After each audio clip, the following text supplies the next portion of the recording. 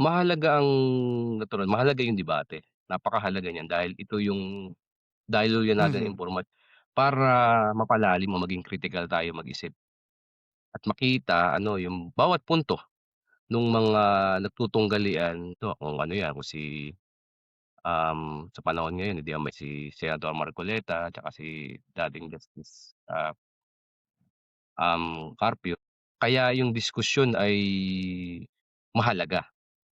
at hindi maiwasan talaga magkaroon ng debate dahil ano, depende yan kung paano mo inuunawa yung punto ng bawat isa. Pero ang malaking ang gusto kasi natin diyan, yung mga tao na naka-divide dun sa maling part ay makabig patungo dun sa tamang, so yun naman yung kahalagahan kaya hindi maiiwasan talaga na may magkakaroon ng ano, ng pero siyempre nga yung sinasabi lagi natin dapat kasama rin yung mamamayan.